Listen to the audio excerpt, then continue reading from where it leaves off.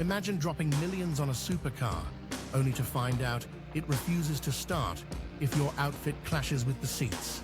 Luxury engineers are testing cars with AI fashion sensors built right into the dashboard. If your clothes don't match the interior color scheme, the car literally locks you out until you change. It sounds ridiculous, but for billionaires, matching the car's vibe is everything.